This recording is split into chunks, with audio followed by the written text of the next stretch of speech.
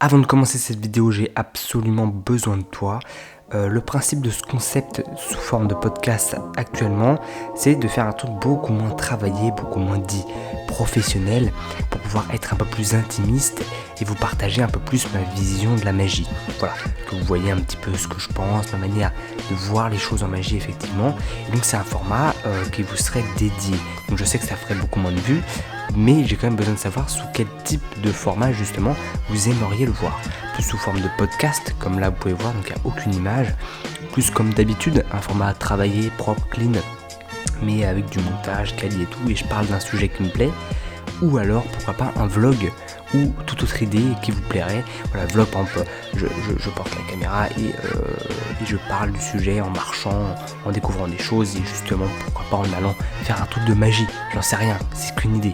Voilà, donc j'ai vraiment besoin de vous et je propose tout de suite de commencer avec cette vidéo. Alors le sujet de la vidéo, c'est pour ou contre avoir un personnage, en tout cas c'est l'actuel titre que j'ai décidé de donner. Et du coup, un personnage, à quoi ça sert? D'ailleurs, c'est quoi? Et puis, est-ce que je suis pour ou contre? Et bah, du coup, je vous propose qu'on commence tout de suite. Du coup, déjà, bienvenue dans ce podcast. Voilà, donc c'est là, comme je vous disais, on va commencer sous forme de podcast magique, voilà. Mais comme je disais, si vous voulez une autre forme pour ce genre de débat-là, n'hésitez pas à me le dire en commentaire. Voilà, alors déjà, première étape, qu'est-ce qu'un personnage selon moi? Parce que le principe de ce contenu, c'est de vous donner selon moi, à travers tout ce que j'ai pu voir et ma maigre expérience en quelque sorte, ce que je pourrais en tirer. Voilà. Alors qu'est-ce qu'un personnage avant toute chose? Eh bien un personnage, c'est en tout cas en magie bien sûr évidemment, c'est les meilleurs points de notre personnalité mis en avant. Alors ça dépend également de deux critères, on va parler soit du close-up, soit de la scène. Alors sur scène, avoir un personnage, c'est différent dans close-up. Donc là, on va plus s'attarder sur, je pense, le close-up, mais on peut également parler de la scène. Donc on va commencer par la scène et ensuite on finira sur close-up.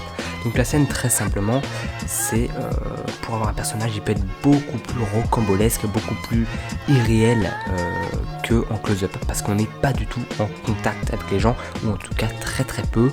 Donc ça veut dire quoi? Ça veut tout simplement dire que voilà, on peut se permettre de faire des choses beaucoup plus folles, beaucoup plus, j'ai pas le mot précisément, mais voilà, on peut faire des choses beaucoup plus différentes qu'en close-up, parce que justement on est beaucoup plus éloigné des gens, donc on peut faire des blagues beaucoup plus violentes en quelque sorte, parce que sur scène on a le public avec nous. On peut, Eric Antoine par exemple, c'est un exemple type d'un personnage qui ne marcherait pas en close-up, mais qui est très bien sur scène. Voilà, c'est un personnage qui est très rocambolesque, très fou, c'est un fou Eric Antoine, voilà un peu le personnage, c'est un malade, c'est un taré qui fait des blagues et tout, et ça marche très très bien sur scène. Voilà un peu le délire du personnage, c'est-à-dire qu'en fait, parce que pour l'instant je l'ai toujours pas expliqué, ce n'est pas nous. C'est en quelque sorte se cacher sous une autre forme de nous-mêmes pour le spectacle, exclusivement, uniquement sous la forme de spectacle. Du coup, la question, c'est de se dire pour ou contre, effectivement, c'est est-ce qu'on est pour avoir quelqu'un qui n'est pas vraiment nous, faire des tours de magie, ou est-ce qu'on est contre? Alors justement, on va parler un peu plus en détail de ce genre de choses-là.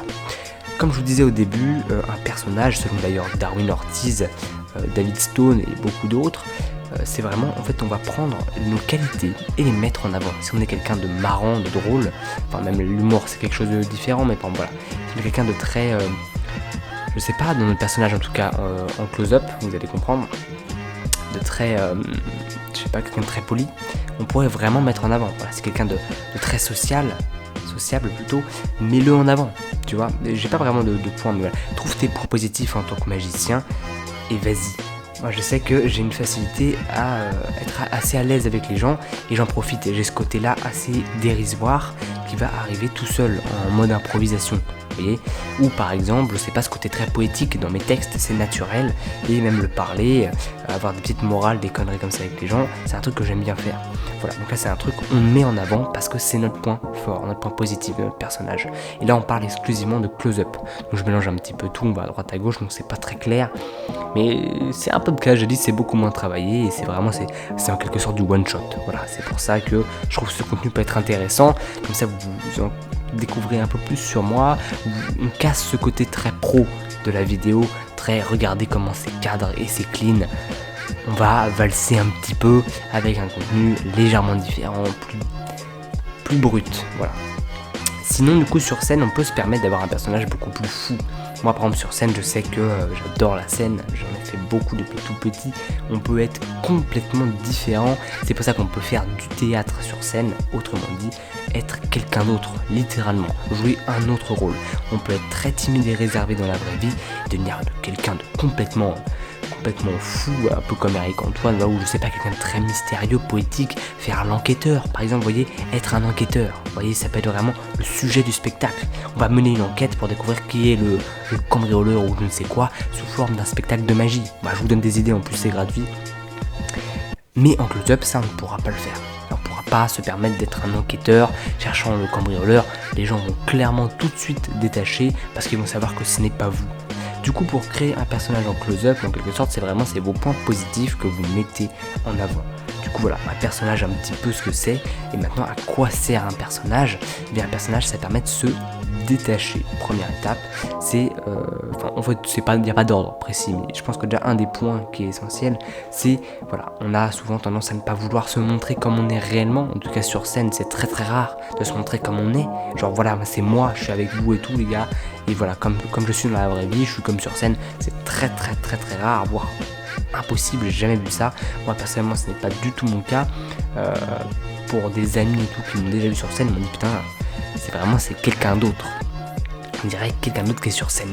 Alors sur scène, effectivement, comme je vous disais, c'est différent. Et même en close-up, on voit par exemple, putain, la première fois que je te vois relativement sérieux, parce que je suis un mec qui déconne beaucoup dans la vraie vie, j'adore, je blague tout le temps, je me mets un relou de service, tu vois.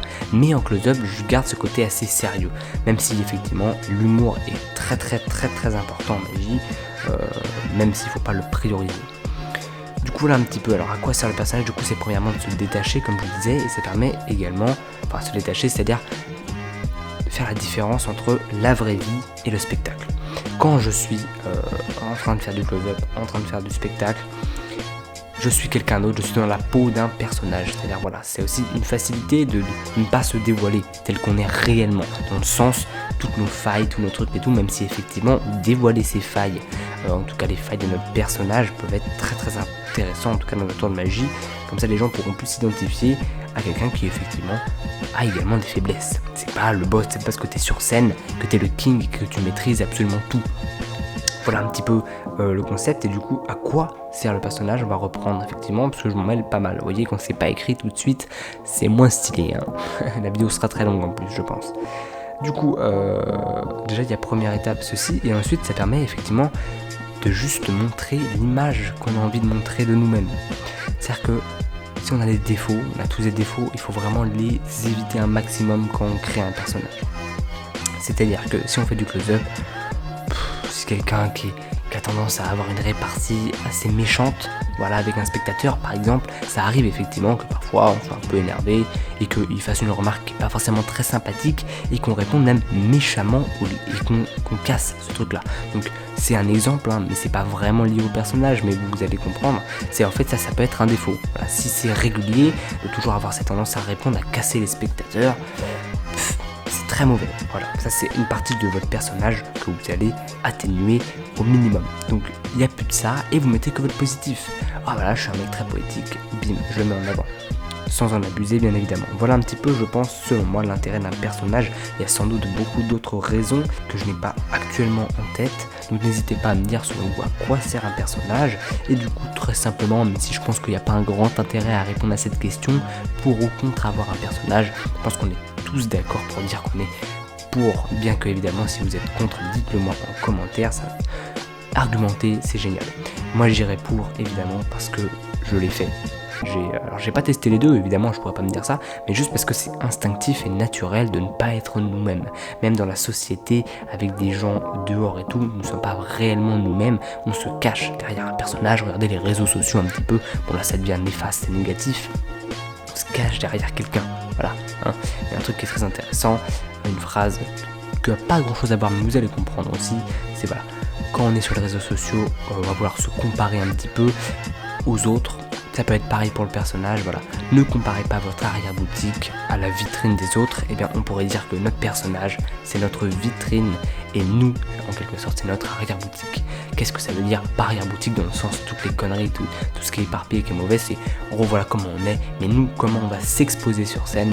La scène et la vitrine, on va montrer le meilleur de nous-mêmes, on va donner le meilleur de nous-mêmes, ce qu'on ne fait pas forcément dans la vie de tous les jours. Voilà un petit peu, donc moi je suis vraiment pour. Et toi, dis-moi si t'es pour ou t'es contre.